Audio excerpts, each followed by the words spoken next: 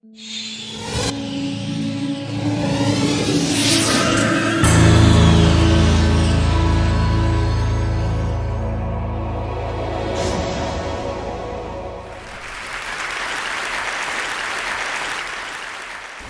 do you explain when things don't go as we assume?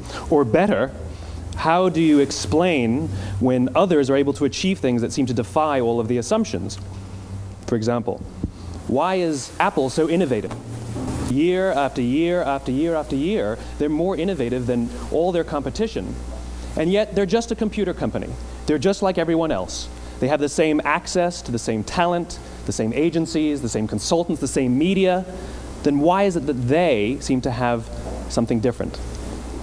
Why is it that Martin Luther King led the civil rights movement? He wasn't the only man who suffered in a pre-civil rights America, and he certainly wasn't the only great orator of the day. Why him? And why is it that the Wright brothers were able to figure out controlled powered manned flight when there were certainly other teams who were better qualified, better funded, and they didn't achieve powered manned flight, and the Wright brothers beat them to it? There's something else at play here.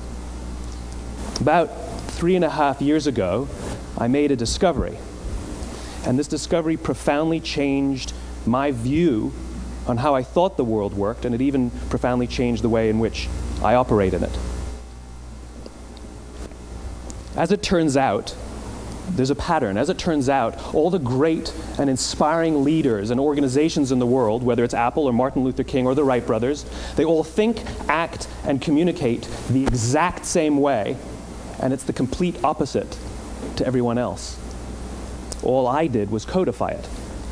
And it's probably the world's simplest idea. I call it the golden circle.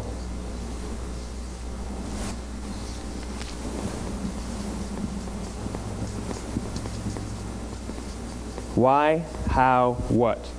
This little idea explains why some organizations and some leaders are able to inspire where others aren't. Let me define the terms really quickly. Every single person, every single organization on the planet knows what they do, 100%. Some know how they do it, whether you call it your differentiating value proposition or your proprietary process or your USP. But very, very few people or organizations know why they do what they do. And by why, I don't mean to make a profit. That's a result. It's always a result. By why, I mean what's your purpose? What's your cause? What's your belief? Why does your organization exist?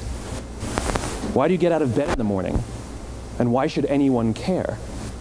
Well, as a result, the way we think, the way we act, the way we communicate is from the outside in. It's obvious. We go from the clearest thing to the fuzziest thing.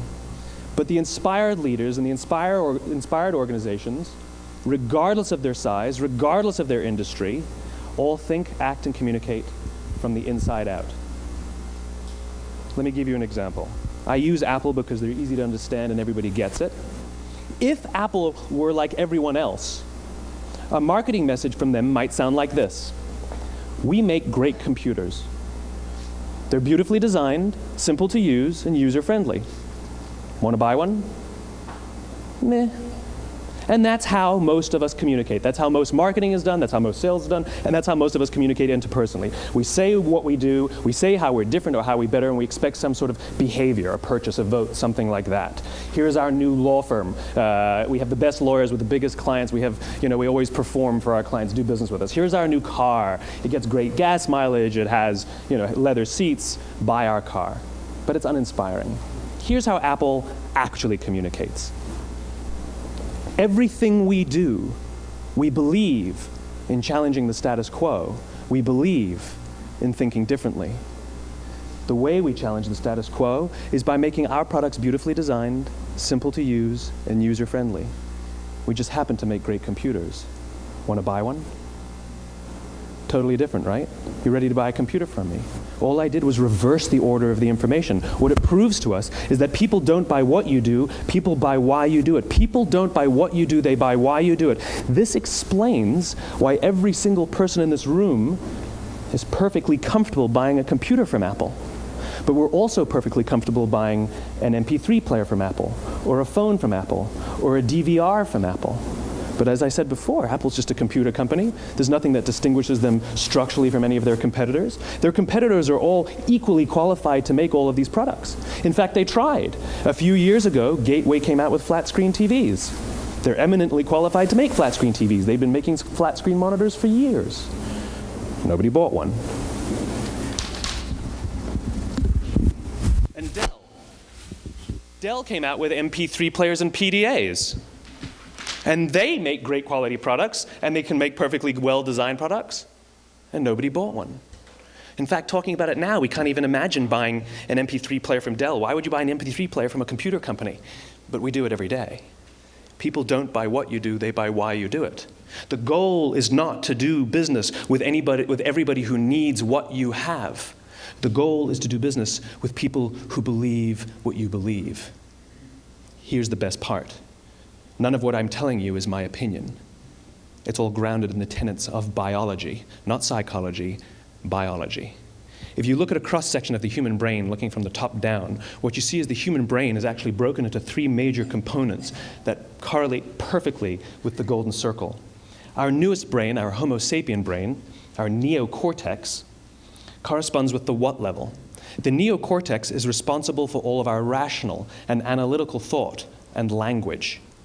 The middle two sections make up our limbic brains, and our limbic brains are responsible for all of our feelings, like trust and loyalty. It's also responsible for all human behavior, all decision-making, and it has no capacity for language. In other words, when we communicate from the outside in, yes, people can understand vast amounts of complicated information like features and benefits and facts and figures. It just doesn't drive behavior. When we communicate from the inside out, we're talking directly to the part of the brain that controls behavior, and then we allow people to rationalize it with the tangible things we say and do.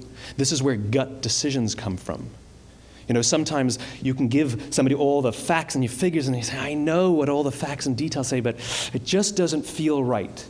Why would we use that verb? It doesn't feel right. Because the part of the brain that controls decision-making doesn't control language. And the best we can muster up is, I don't know, it just doesn't feel right. Or sometimes you say you're leading with your heart or you're leading with your soul. Well, I hate to break it to you, those aren't other body parts controlling your behavior. It's all happening here in your limbic brain, the part of the brain that controls decision-making and not language. But if you don't know why you do what you do, and people respond to why you do what you do, then how will you ever get people to vote for you or buy something from you, or more importantly, be loyal and want to be a part of what it is that you do? Again, the goal is not just to sell people who need what you have. The goal is to sell to people who believe what you believe. The goal is not just to hire people who need a job. It's to hire people who believe what you believe. I always say that, you know, there's, if you hire people just because they can do a job, they'll work for your money. But if you hire people who believe what you believe, they work for you with blood and sweat and tears. And nowhere else is there a better example of this than with the Wright brothers. Most people don't know about Samuel Pierpont Langley. And back in the early 20th century, the pursuit of powered man flight was like the dot-com of the day. Everybody was trying it. And Samuel Pierpont Langley had what we assume to be the recipe for success. I mean, even now, you ask people, why did your product or why did your company fail? And people always give you the same permutation of the same three things. Undercapitalized, the wrong people, bad market conditions. It's always the same three things. So let's explore that. Samuel Pierpont Langley was given $50,000 by the War Department to figure out this flying machine. Money was no problem. He held a seat at Harvard and worked at the Smithsonian and was extremely well connected. He knew all the big minds of the day. He hired the best minds money could find, and the market conditions were fantastic. The New York Times followed him around everywhere, and everyone was rooting for Langley. And how come we've never heard of Samuel Pierpont Langley? A few hundred miles away in Dayton, Ohio, Orville and Wilbur Wright. They had none of what we consider to be the recipe for success. They had no money. They paid for their dream with the proceeds from their bicycle shop. Not a single person on the Wright brothers' team had a college education, not even Orville or Wilbur. And the New York Times followed them around nowhere. The difference was Orville and Wilbur were driven by a cause, by a purpose, by a belief. They believed that if they could figure out this flying machine, it'll change the course of the world. Samuel Pierpont Langley was different. He wanted to be rich, and he wanted to be famous. He was in pursuit of the result. He was in pursuit of the riches. And lo and behold, look what happened.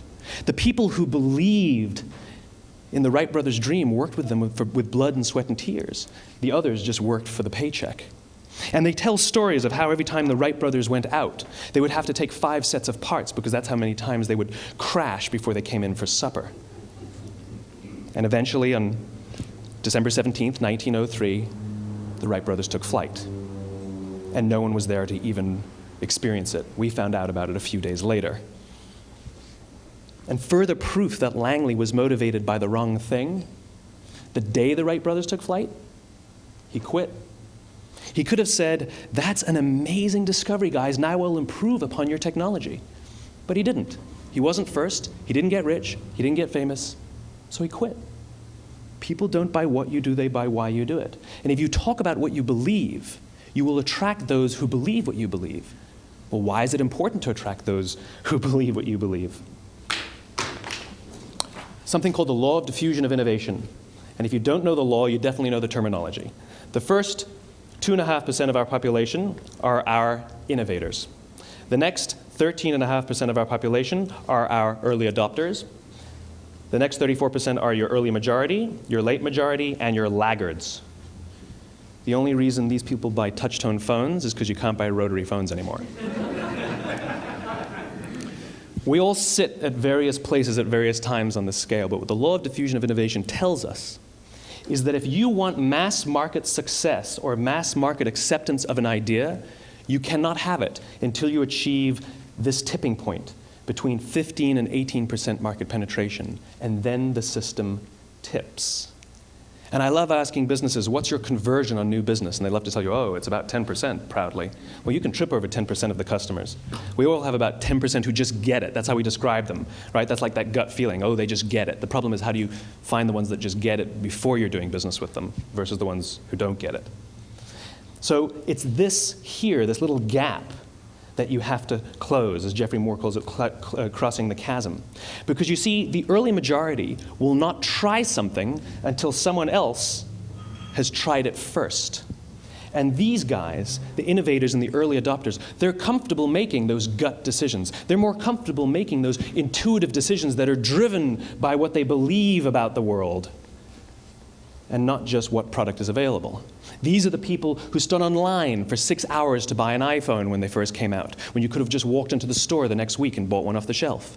These are the people who spent $40,000 on flat-screen TVs when they first came out, even though the technology was substandard.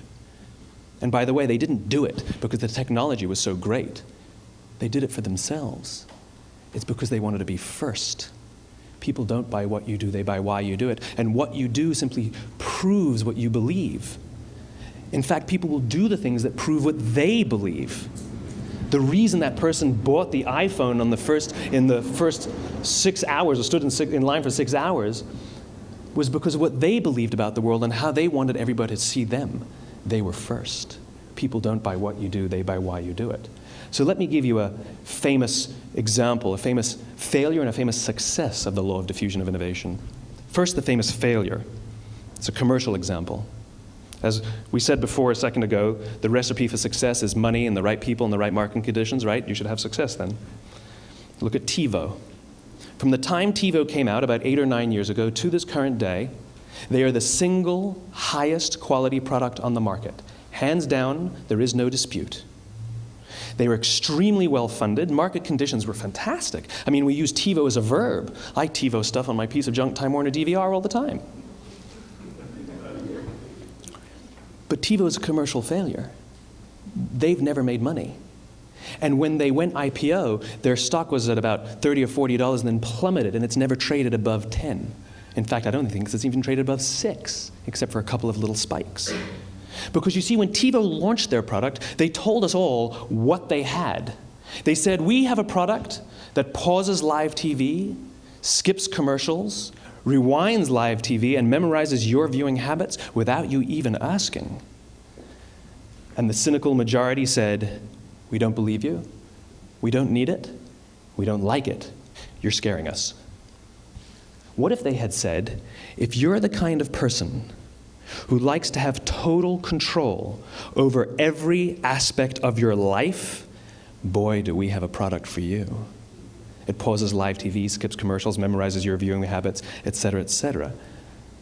People don't buy what you do, they buy why you do it, and what you do simply serves as the proof of what you believe. Now let me give you a successful example of the law of diffusion of innovation. In the summer of 1963, 250,000 people showed up on the Mall in Washington to hear Dr. King speak. They sent out no invitations, and there was no website to check the date. How do you do that? Well, Dr. King wasn't the only man in America who was a great orator. He wasn't the only man in America who suffered in a pre-civil rights America. In fact, some of his ideas were bad. But he had a gift. He didn't go around telling people what needed to change in America. He went around and told people what he believed.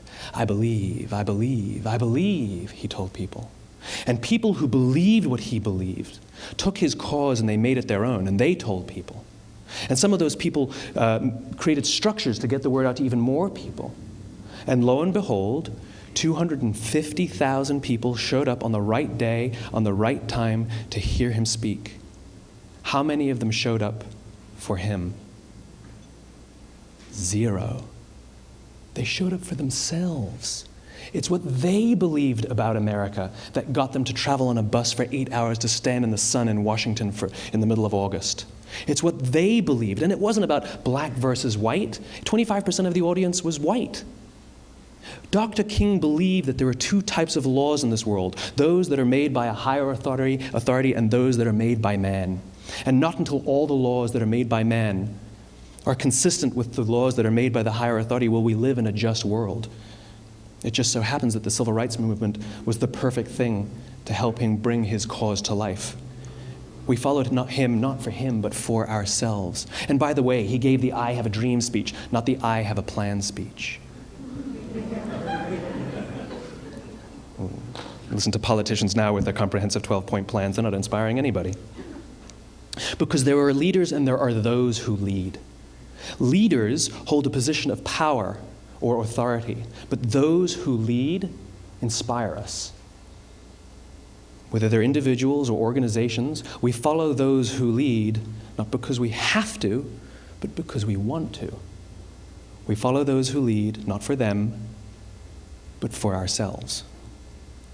And it's those who start with why that have the ability to inspire those around them or find others who inspire them. Thank you very much.